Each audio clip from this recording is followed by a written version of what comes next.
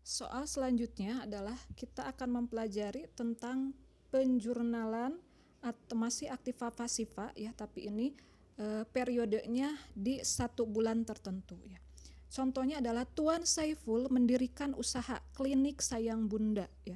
Kalau kemarin-kemarin apotik berarti kita bermainnya sekarang ke klinik. Nah, pada Januari 2020. Nah, selama bulan Januari tersebut transaksinya sebagai berikut. 1 Januari menyetor uang tunai sebagai modal perusahaan atau klinik sebanyak 15 juta ya. Berarti ini adalah modal awal masuknya kepada kas. 3 Januari membeli 4 peralatan secara kredit dari PT Utama Jaya sebanyak 2 juta.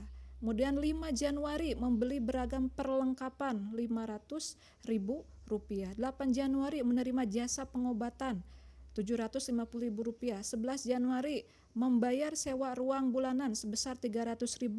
Kemudian 13 Januari menerima jasa pengobatan senilai 1 juta namun baru terima 500.000 rupiah. Berarti ini masuknya ke piutang atau masih ada sisa di luar sebanyak berapa lagi? 500.000 lagi.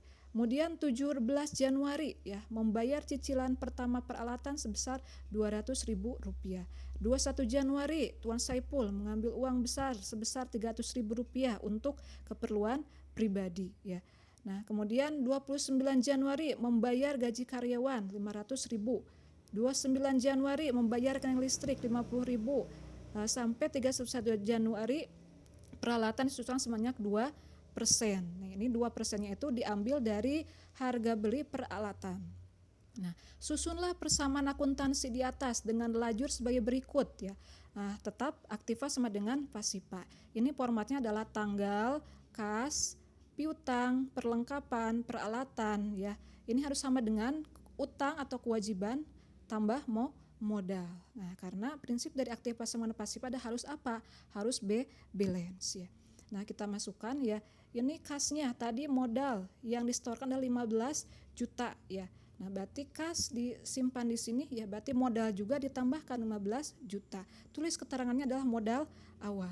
Nah, selanjutnya, contoh selanjutnya adalah nomor karena durasi ya, kita akan menuju ke 5 Januari ya. 5 Januari membeli beragam perlengkapan 500.000 rupiah, ditulis di perlengkapan. Berarti masuknya kemana juga? Modal juga dituliskan ya.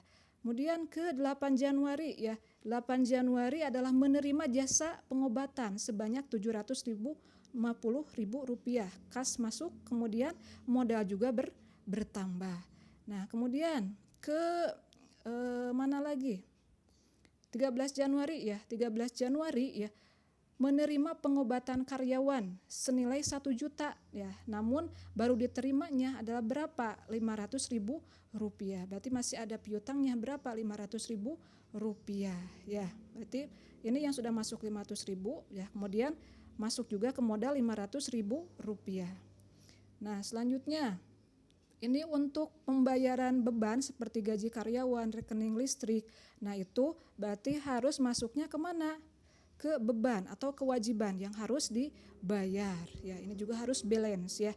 Nah, kemudian yang terakhir ya, peralatan disusutkan 2% dari harga belinya. Nah, 2%, 40.000. Dari mana 40.000?